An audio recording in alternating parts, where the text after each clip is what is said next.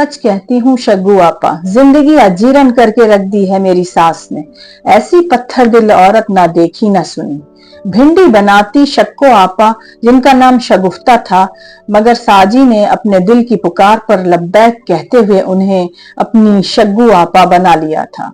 शग्गू आया सुबह सवेरे रोटी नाश्ते से फारिग होके जैसे ही गर्म पानी से बर्तन मांज कर चमकाने लगती, फौरन साजी भी आ जाती। 8 जमात पास। साजी खुद को किसी फिलोसफरों से कम ना समझती थी। कल जब मैंने प्याज काटते हुए अपनी सास का गुरूर भरा लहजा और अल्लाह से ना डरना देखा तो मैंने जरा भी पता नहीं लगने दिया कि मैं रो रही हूँ। मेरे तो दुश्मन रोएं, मैं क्यों रोऊं? सारे आंसू प्याज की परतों तले छुपा लिए, पर दिल है ना शग्गू आपा, उड़ता तो है ही। इसमें शिकवे शिकायतों के भी अंबार लगे रहते हैं, जो अगर हम तुम ना हो ना एक दूसरे की सुनने के लिए, तो सच्ची बंदा इन बोझल सख्त पहाड़ों तले दबकर दूसरी सांस ना ले पाए। ले अब मेरी औलाद नहीं तो इसमें मेरा क्या कसूर? पूरा 1 साल, उस 1 साल की एक एक सांस मैंने दुआएं की हैं, पीरों फकीरों के पैर पकड़े, अरशद की मार खाई, जेठ जेठानी की बातें सुनी हैं। शग्गू आपा ने उसकी तवील सांस जो सीने में कहीं गुम हो चुकी थी, एक ऐसी ही सांस उन्होंने भी ली थी। बच्चों की फीस, नमक मिर्च, आटा दालें, कितनी मुसीबतें उनकी जान को भी चिमटी थी। एक रोज सुबह ही सुबह जाने कैसे घर के काम काज निपटा कर वो उनकी तरफ चली आई और फिर ये मामूल ही बना लिया।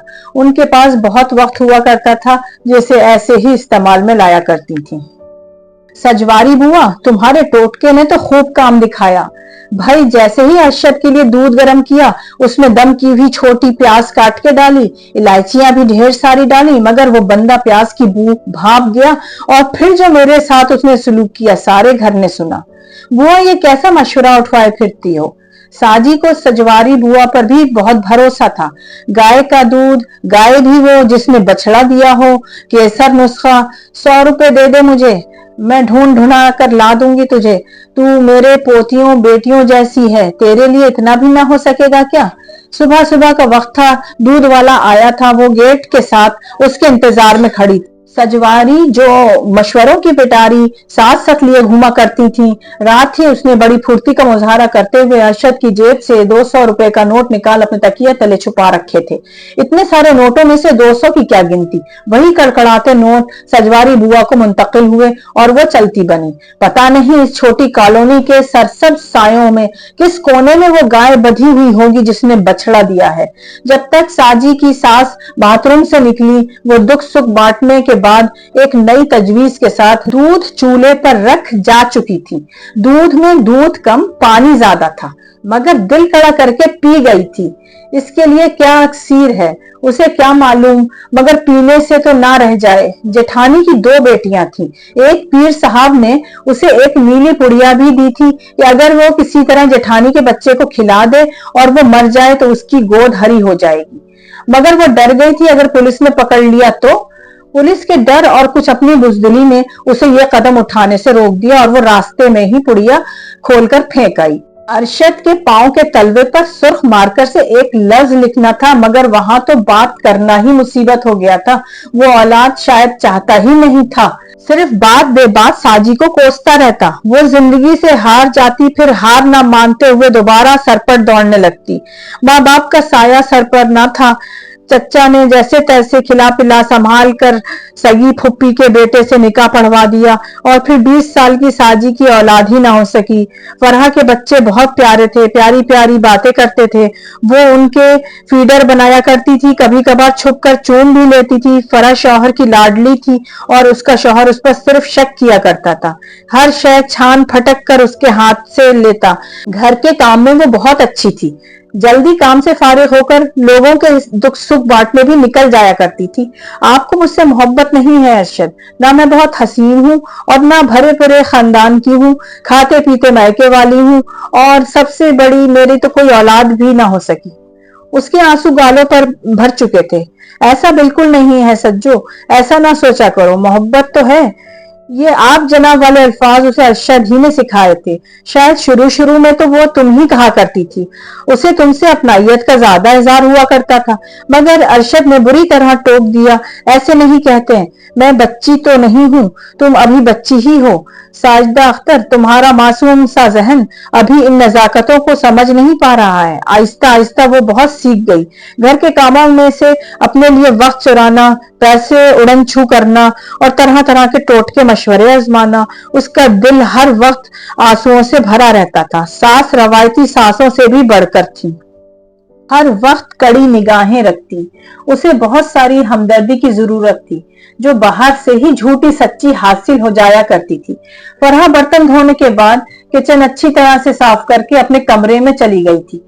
वो उसे मगरूर लगा करती थी। काश मैं भी ऐसा गरूर कर सकूं। बरामदे के ठंडे सुकून से लगी साजी की स्याह आंखों में इंतजार भरा रहता। शगु आपा के पास भी वो कम कम जाने लगी। ता नहीं उनका मियाँ इतना एक्सरे किस खुशी में किया करता था। सर से लेकर पांव तक उसकी गदली आंखें चिपक जाती थी। शगु आपा की हालत भी उस वक्त अजीब हो जाती थी। अरशद ने उससे कई बार कहा था कि वो घर से कम निकला करे। लोगों को अपने इस मसले से आगाह रखना, हर खबर बताना गैर जरूरी है। सास ने कई दफा अरशद को शिकायत लगाई थी। एक आध मर्तबा बंद कमरे में उसे खूब लथाड़ा भी गया था, मगर साजी अपने दिल का क्या करती, जो निघत खाला, मासूमा आपा, शग्गू आपा और सजवारी बुआ वगैरह की सुनता था। इतनी खामोश क्यों बैठी हो साजिदा? बस ऐसे ही। फरहा जो कभी कभार ही उससे बात करती थी, पूछ रही थी। सास अपने कमरे में गुरूर हो गई थी। फरहा अब कोई चैनल देखने में मसरूफ थी कि सजवारी बुआ चली आई थी। सास साहिबा को उन भी जमालो किस्म की बुढ़िया से शदीद चिढ़ थी। उनका तो काम ही है लगाई बुझाई करना, बल्कि बुझाना तो उन्होंने क्या ही है, जलाना ही जलाना है। कोई ना कोई गुल खिला रही हैं। ये उम्र हो गई मगर साजिशों से बाज नहीं आती ये औरत। सास की बात को सख्त अहमियत हासिल थी, मगर सजवारी बुआ उसकी मेहमान थी, तो वो वहीं जल्दी से चाय बनाकर ले आई। सबका हाल अहवाल दरियाफ्त करते सजवारी बुआ उनके उस वक्त के अंदरूनी हाल से बखूबी वाकिफ थी। एक पीर साहब हैं तकिए वाले, नसरीन के यहाँ बेटा उन्हीं की दुआ से हुआ है। ये साथ वाली आबादी में रहती है। इतनी दुखी थी, अब उससे ज्यादा सखी। बस उसे आजमा कर देखो तुम, बस एक चक्कर लग जाए, फिर देखना अल्लाह करम कैसा हो जाएगा। जल्दी जल्दी कहकर वो उठ गई थी। पीर साहब का आस्ताना तो काफी दूर था और इतनी दूर कैसे जा सकेगी। अरशद से उसे किसी किस्म की उम्मीद नहीं थी। खत्म कुरान का बहाना काम कर ही गया। घंटा डेढ़ घंटे में वापसी हो जाएगी। वो और सजवारी बुआ तेज तेज कदमों से तकरीबन भागते हुए गंदी सी तंग गली से गुजर रही थी। दूसरों को आसानियां बांटने वाले खुद किस मुश्किल से जीते होंगे। उस खोली में इतनी गंदगी और बू दुनिया कब से तर्क कर रही है। सजवारी बुआ बात संभाल कर बोली थी। पीर साहब ने 2000 की डिमांड की थी। बुआ उससे 3000 वसूल करके उसे यहाँ ले आई थी। पीर साहब की आंखें फिलहाल बंद थी। जब खुली और बड़ी मुश्किल से खुली थी, क्योंकि वो आंखें पानी नाम से भी ना वाकिफ लगती थी और उसमें वैसे ही बात थी जैसे शगु आपा के मियाँ की आंखों में मासूमा आपा के भोले भाई की नजर में थी। मरीजा को अंदर कमरे में चलना पड़ेगा, अकेले में मुआयने की जरूरत है। औलाद के लिए वो तो सब कुछ करने को तैयार थी, यार इस तरह अकेले में? वो किसी की बीवी थी, छोटी सी बच्ची ना थी। सजवारी बुआ ठोके ठोके दे रही थी, जल्दी से जाने का कह रही थी। ऐसे ही नसरीन गई थी, पेट पर तावीज लिखना है उसके, और पीर साहब अंदर जाकर उसका इंतजार भी करने लगे थे। चंद मिनट की तो बात है साजी। वो बराबर उसे समझाने लगी, राजी करने में लगी थी। बुआ उठो यहाँ से, अगर तुम नहीं उठ रही हो तो मैं जा रही हूँ। 8 जमाते वो स्कूल के 8 साल काम आ गए थे। वो समझ गई थी सजवारी बुआ की चालाकी। उनका रंग उड़ चुका था और कदम इंतहाई तेज हो चुके थे। जल्दी जल्दी काम निपटा लो लड़कियों, छत की सफाई भी करनी है। और सुन छोटी, अगर जो वो आए, हाँ सब्ज कदम, तो कह देना कि मैं घर पर नहीं हूँ। दिमाग चाट लिया है मनहूस ने, पता नहीं उसका शोहर उसे रोकता भी नहीं। खबरदार जो आज दरवाजा खोला। शगु आपा मैं आई हूँ, बैठ जाऊं? छोटी उसकी नकल उतार रही थी। गेट के साथ खड़ी वो सारी गुफ्तगू सुन चुकी थी। लोग उसके आंसू उसके गालों पर बिखर कर अपने तकिए पर गिर रहे थे। बेमोल, असल मसला ही यही है हमारा। मखलूक से कहते फिरते हैं, दूसरों के दरवाजों पर दस्तक देते हैं, मगर इस खालिक से अपना मसला बयान नहीं करते। मखलूक से कहने वाला जिल्लत पाता है और खालिक से कहने वाला इज्जत। मौलाना साहब की आवाज उसके कानों में अक्सर गूंजा करती थी। दुआ मंजूर ना हो फिर भी संभाल कर रख ली जाती हैं और उन्हें बड़े अजर के साथ लौटाया जाता है। उस वक्त तो उसकी समझ में नहीं आया था, मगर अब बात बहुत अच्छी तरह से दिमाग में बैठ चुकी थी। अख्तियार तो सारे उसके पास हैं और पीर कामिल तो सिर्फ एक ही है, तो क्यों ना साबित कदमी से उन्हीं की तरफ चला जाए। सलीके से सर पर दुपट्टा ओढ़े वो नमाज पढ़ने में मशगूल थी। जब अशर ने कमरे में कदम रखा था, साजदा तुम तो बदल गई हो, वो हैरान हुआ। जो आपको अच्छी लगे वही तो करूंगी।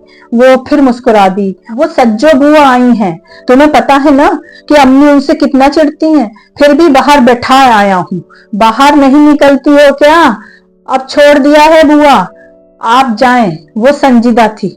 सुन साजी, वो सरगोशी करने लगी थी, दफा मार उस पीर को। उन्होंने नए जाल से पुराना शिकार करना चाहा, मगर वो हाथ से निकल चुकी थी। मैंने अरशद के लिए खाना गर्म करना है। वो चुपचाप चली गई थी। शग्गू आपा की छोटी बेटी उसके सामने खड़ी थी। बदतमीजी का कहीं नामो निशान भी ना था। साजदा आंटी, अम्मी कहती हैं थोड़ी मिर्चें हों तो दे दें। इज्जत वही पाते हैं जो अपने घर में रहें और सारे मामलात अल्लाह के सुपुर्द कर दें।